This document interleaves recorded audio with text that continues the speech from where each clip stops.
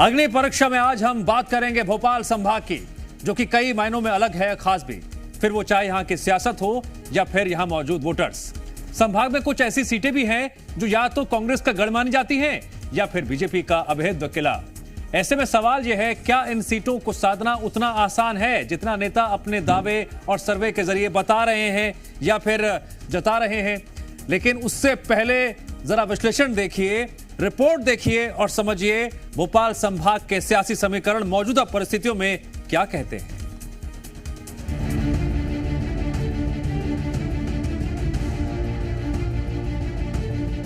मध्य प्रदेश में जल्द ही विधानसभा चुनाव के नतीजे सभी के सामने होंगे और जल्द ही ये भी साबित हो जाएगा कि आखिर एमपी की सत्ता पर कौन काबिज होगा। लेकिन उससे पहले दावों का दौर जारी है। हर कोई जनता को अपने अपने पक्ष में बता रहा है, लेकिन इन दावों के बीच कई ऐसी सीटें हैं जहां पेच फंसता नजर आ रहा है। इन सीटों पर या तो कांग्रेस का कब्जा है या फिर बीजेपी के किलेबंदी। ऐसे में दोनों ही दलों के लिए एक दूसरे के गढ़ को भेदना एक बड़ी अग्नि परीक्षा है। वही बात भोपाल संभाग की करें तो यहाँ भी टफ फाइट है।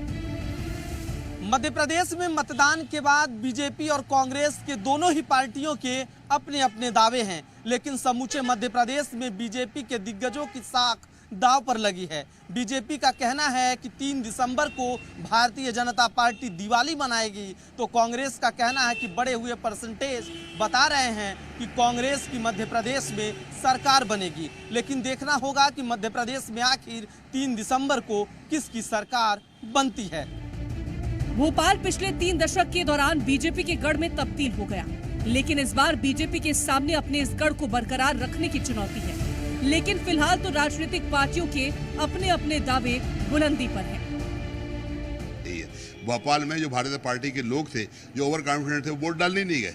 आपने देखा भोपाल में 4 MD के अंदर तो कई अधिकारियों ने वोट ही नहीं डाला। क्यों? उन्हें मालूम है कि जो हो रहा होने दीजिए। लेकिन जो परसेंटेज बढ़ा है उतना कम नहीं हुआ है, फिर भी पहले से बढ़ा है। हर पिछले 2018 के परिणाम अगर आप देखेंगे तो हर बार कहीं ना कहीं 2-3% वोट बढ़े हैं, कम नहीं हुए हैं। तो निश्चित रूप से कांग्रेस पार्टी को उसका फायदा मिलेगा। देखिए, कांग्रेस पार्टी को भ्रम में जीने की आदत पड़ चुकी है और वो अपने आप को बहलाती रहती है इस तरह के स्टेटमेंट्स दे देकर। भारतीय जनता पार्टी की सभी सीटें हैं जो भोपाल की, उस पर हम प्रचंड बहुमतों से विजयी हो रहे हैं। आपने देखा है अभी तक जो सर्वे भी आए वो यही बताते हैं कि हम सारी सीटें जीत रहे हैं। और कांग्रेस पार्टी का सिर्फ इतना ही काम रहता है कि वो कुछ भी आलतू फालतू के स्टेटमेंट्स दे के बस किसी तरह से टीआरपी में बनी रहना चाहती है। तो सुना आपने नतीजों से पहले जीत का दावा। अब ये तो 3 दिसंबर को ही सामने आएगा कि आखिर किसके दावों में कितना दम है। लेकिन इतना जरूर है कि भोपाल संभाग राजनीतिक पार्टियों के लिए इतना आसान नहीं रहने वाला है जितनी आसानी से ये सियासतदान दावे कर रहे हैं। ब्यूरो रिपोर्ट, जी मीडिया।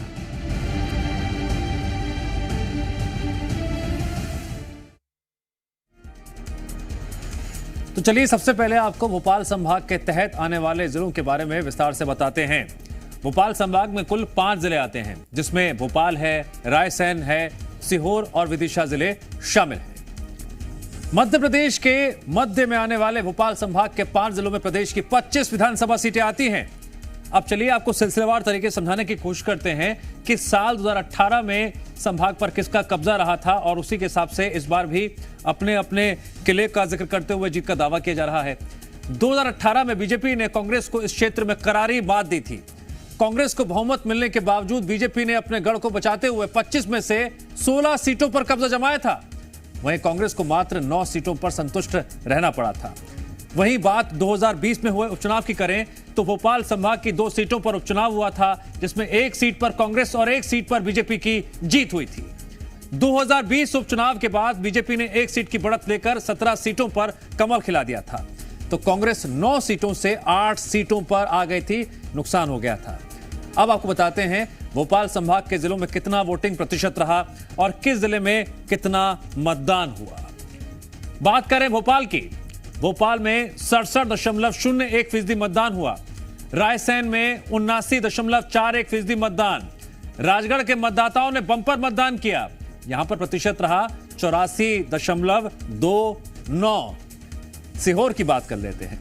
सीहोर में मतदान प्रतिशत रहा 81.54। विदिशा की बात करें तो यहां पर मतदान प्रतिशत रहा 79.02, यानी कि यहां पर वोटर की उदासीनता भी देखी गई। अब आपको एक बार उन 25 विधानसभा सीटों के बारे में बता देते हैं जो भोपाल संभाग के 5 जिलों में आती हैं। सबसे पहले हम बात करते हैं भोपाल जिले की। जब भोपाल जिले की बात होती है तो 7 विधानसभा सीटें यहां पर आती हैं। बैरसिया उत्तर सीट, नरेला दक्षिण पश्चिम, गोविंदपुरा, हुजूर और भोपाल मध्य विधानसभा ये भोपाल जिले में आती हैं। रायसेन जिले में 4 विधानसभा सीटें आती हैं, जिसमें सिलवानी है, सांची है, जिक्र प्रभुराम चौधरी का जाता है यहां से। भोजपुर और उदयपुरा विधानसभा सीट आती है।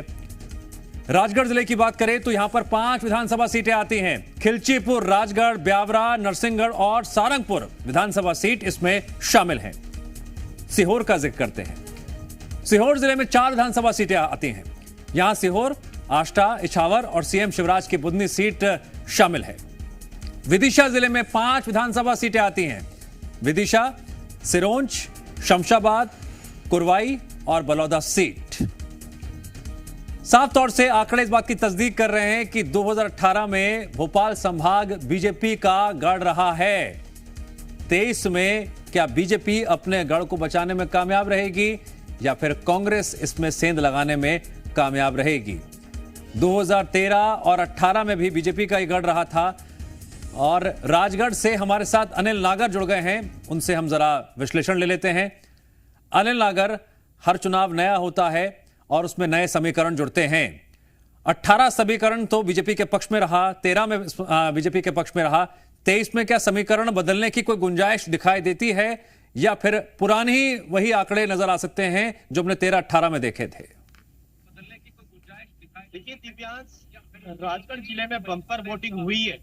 देखिए 2018 में 82% से अधिक वोटिंग हुई थी, लेकिन इस बार जो है 84% से अधिक वोटिंग हुई है, जो कि अच्छी खासी वोटिंग प्रतिशत रहा है। देखिए दिव्यांश, में सिलसिलेवार तरीके से बताना चाहूंगा।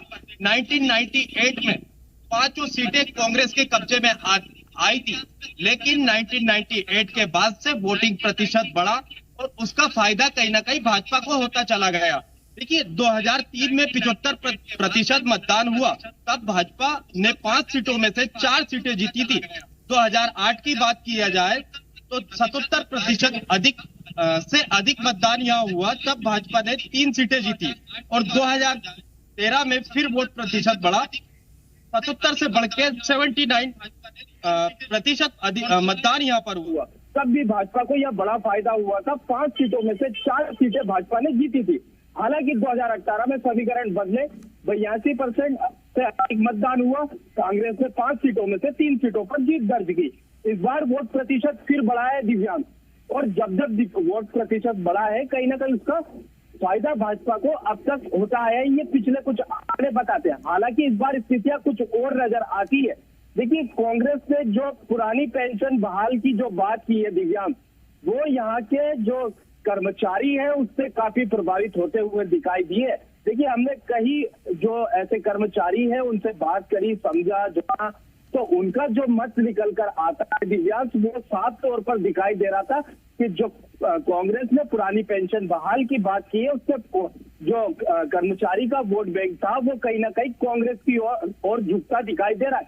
हालांकि जब मतदान हो रहे थे तब हमने कुछ महिलाओं से बात की थी, तो कुछ महिलाएं चुप्पी साधी हुई थी, तो आधी आबादी कहीं ना कहीं थोड़ा सा साइलेंट थी। और जब साइलेंट वोटर होता है वो कहीं ना कहीं सत्ताधारी पार्टी के खिलाफ होता है, तो स्थितियां कहीं तरह की। ठीक है, मैं जरा और गहराई से विश्लेषण ले लेता हूं। डॉक्टर सत्यप्रकाश शर्मा जुड़ गए हमारे साथ, वरिष्ठ पत्रकार हैं आप।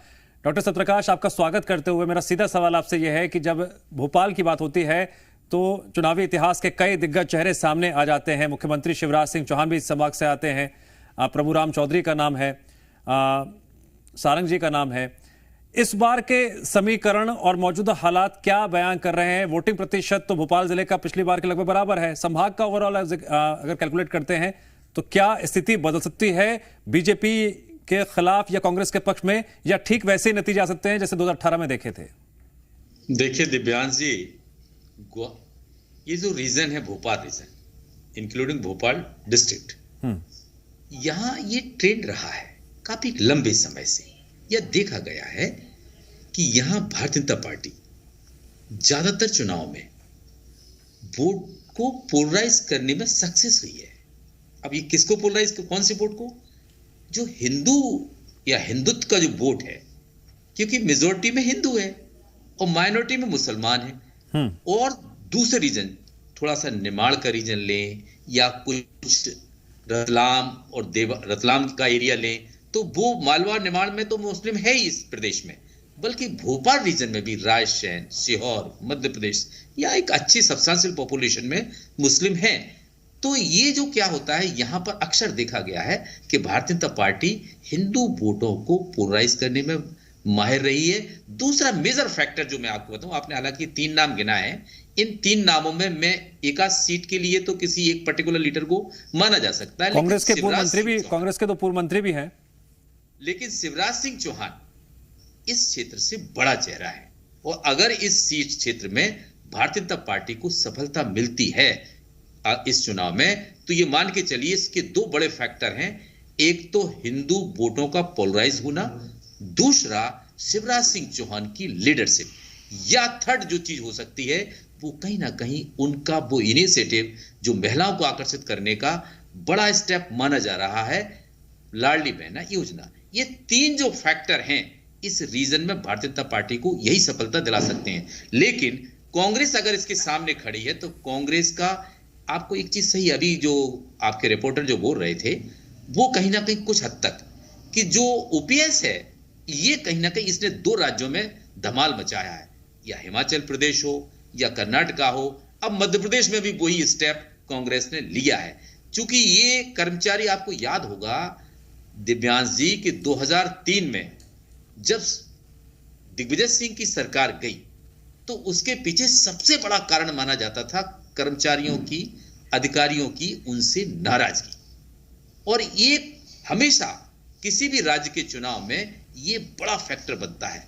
अगर ओपीएस को लेकर लोगों में ये नाराजगी है कि 2005 के बाद कई राज्य ऐसे हैं जिन्होंने इसको लागू किया है, लेकिन मध्य प्रदेश में चूंकि ये आइडियोलॉजिकल मामला है, अटल बिहारी वाजपेयी ने ये कदम उठाया था, इसलिए किसी भी भाजपा नीति सरकार ने इस स्टेप को खत्म नहीं किया है। तो मेरा कहने का तात्पर्य है कि अगर ये नाराजगी दिखी, दूसरा सरकार के अगेंस्ट एंटी इनकम्बेंसी दिखी, ये तो तय है कि कहीं ना कहीं अगर हम भी कई सीट्स पर गए हैं, सत्यप्रकाश जी, देखा है, तो लोगों में एक चीज देखने को मिल रही है कि वो दे वांट चेंज, ऐसा लगता है। तो अगर ये चीज चल गई, उस पर लाडली बहना हावी अगर नहीं हुई, अगर हो गई तो फिर बात अलग होगी। तो ये मान के चलिए कांग्रेस भी इस रीजन में एक बड़ा प्रभाव छोड़ सकती है। भारतीय जनता पार्टी के लिए आशा में मुझे सिर्फ और सिर्फ शिवराज सिंह चौहान का चेहरा ही दिखता है जो इस रीजन में बड़ा खेल कर सकता है। सत्यप्रकाश जी, बीजेपी ने सीएम फेस के तौर पर किसी को प्रेजेंट नहीं किया है, इसको लेकर इतनी अटकलें चल रही हैं, क्या भोपाल संभाग का नतीजा इशारा भी दे देगा और तय भी कर देगा आगे क्या होगा? आपने बहुत अच्छा प्रश्न पूछा दिव्यांश जी। देखिए, ये बात तय है कि इस बार बीजेपी अगर सत्ता में आती है तो कुछ ऐसा ही चेहरा लाएगी जो लोग एक्सपेक्ट भी न कर रहे हो। क्योंकि सीएम फेस ना लाना, देखिए 2003 में सीएम फेस बीजेपी लाई उमा भारती को, 2008, 13 में और 18 में शिवराज सिंह चौहान। हालांकि शिवराज सिंह चौहान की लीडरशिप में बीजेपी ने इन तीनों चुनाव में, 2018 का आप छोड़ दें तो वोट शेयर फिर भी भारतीय जनता पार्टी का अधिक था, तो अगर छोड़ देते हैं तो सत्ता भी बनाई और जबरदस्त सीटें भी लेके आई। ऐसे में उनको जो चाहने वाले लोग हैं, अगर उनको चेहरा नहीं है, अभी ये तय नहीं है कि शिवराज सिंह बनेंगे भी या नहीं बनेंगे, अगर उनका चेहरा साइडलाइन है तो हो सकता है कि उनको जो चाहने वाले लोग हैं वो कहीं ना कहीं गलत डिसीजन तो नहीं ले गए हैं। इससे भारतीय जनता पार्टी को बड़ा नुकसान। देखिए, शिवराज सिंह चौहान जी के हाथ में, दोनों हाथ में लड्डू। सत्यप्रकाश जी, कटु सत्य बोलता हूं, चाहे कांग्रेस हो या बीजेपी, कोई बड़ा नेता हो, वो ये चाहता है कि मेरे जितने समर्थक हैं वो जीत जाए ताकि मेरा चक्रव्यूह और बढ़ता चला जाए। इस लिहाज से नतीजे बहुत कुछ तय करेंगे। अजय दुबे का रुख करते हैं। अजय, आप तो भोपाल में मौजूद हैं, मध्य भोपाल में तो सबसे कम मतदान प्रतिशत देखने को मिला, पता नहीं नाराजगी है या फिर क्या वजह है, लेकिन समीकरण क्या बयां कर रहे हैं? वही पुराने मुद्दों पर चुनावी लड़ाई लड़ी गई, मतदाता किन मुद्दों को लेकर किसके पक्ष में खिलाफ में जा सकता है, या वही पुराना गणित देखने को मिले, या कांग्रेस खेला करने में इस बार सक्षम दिखाई दे रही है जो उसने रणनीति इस बार बनाई थी? देखिए दिव्यांश, राजधानी भोपाल की बात हो या समूचे मध्य प्रदेश की, वोटिंग परसेंटेज तो बढ़े हैं। और भोपाल की जहां तक बात है तो कई दिग्गज चेहरे भारतीय जनता पार्टी के हैं, उनकी भी सांसें थमी हुई हैं इस चुनाव के बाद से, क्योंकि कई तस्वीरें ऐसी भी आई कि जो मंत्री हैं, अगर हम विश्वास सारंग की ही बात करें तो वहां पर वो नरेला विधानसभा में उनकी भी गुस्से वाली तस्वीर नजर आई, खींच निकालते हुए नजर आए लोगों पर। तो साफ तौर पर है कहीं ना कहीं दिग्गजों की साख जो है दांव पर लगी है, क्योंकि भोपाल में भी मुस्लिम बहुल इलाका है, वहां से थोड़ा वोटिंग परसेंटेज कम जरूर होता है, लेकिन 1977 से लेके कई एक विधानसभा क्षेत्र है जहां पर आरिफ अकील आते हैं, उस इलाके से 1977 से कांग्रेस का गढ़ भी मुस्लिम इलाकों में माना जाता है। और उसके साथ साथ वोटिंग परसेंटेज बढ़े भी हैं और घटे भी हैं, लेकिन बड़ी बात यह है कि भोपाल विधानसभा क्षेत्र में कई दिग्गजों की साथ दांव पर लगी हुई है, क्योंकि यहाँ पर चाहे योगी आदित्यनाथ हो, चाहे सीएम शिवराज हो, चाहे केंद्रीय नेतृत्व के अमित शाह हो, तमाम दिग्गजों ने यहाँ पर प्रचार प्रसार किया। सीएम पीएम के चेहरे पर मध्य प्रदेश में चुनाव लड़ा गया, लेकिन शिवराज सिंह चौहान का चेहरे को लेकर जिस तरह से एंटी इनकम्बेंसी थी, वो चुनाव में कहीं ना कहीं देखने को जरूर मिलेगी। और समूचे मध्य प्रदेश में बात करें तो आदिवासियों का भी वोट अधिक रहा है इस बार। तो तमाम जो सियासी जो पंडित हैं वो तमाम नजरिए से देख रहे हैं, क्योंकि जयस की बात करें तो जयस ठीक है इस बार जो है कांग्रेस। ठीक है अजय जी दिव्यांश। सत्यप्रकाश जी, एक लाइन बता दीजिए, आपकी चुनावी भविष्यवाणी क्या है? 25 में से किसको कितनी सीटें? आपका आकलन क्या है? आपने बड़ा हाइपोथेटिकल क्वेश्चन पूछा है, लेकिन ये तय है कि उस रीजन में भारतीय जनता पार्टी कुछ बेटर करती हुई दिखेगी। लेट्स सी, हालांकि इंतजार कीजिए, 3 दिसंबर ज्यादा दूर नहीं है। कांग्रेस भी पीछे नहीं रहेगी। आप ये मान के चलना कि कांग्रेस हो सकता है कि पुराना आंकड़ा छू ले। Let's wait. अजय दुबे, अनिल नागर और डॉक्टर सत्यप्रकाश शर्मा जी, बहुत बहुत शुक्रिया इस चर्चा में जुड़ने के लिए। तो साफ तौर से यहाँ पर राजनीतिक विश्लेषक का तर्क है और कई मुद्दे हैं जिनको लेकर घमासान छिड़ा हुआ दिखाई दिया। अब सब बातें पीछे छूट चुकी हैं। अब तो इंतजार 3 दिसंबर का है, जब दूध का दूध पानी का पानी होगा और किसके दावों में कितना दम है यह भी पता चल जाएगा मध्य प्रदेश की जनता को, भोपाल संभाग की जनता को। फिलहाल वक्त है ब्रेक का। ब्रेक के बाद भी जी मध्य प्रदेश छत्तीसगढ़ पर खबरों का सिलसिला लगातार जारी रहेगा।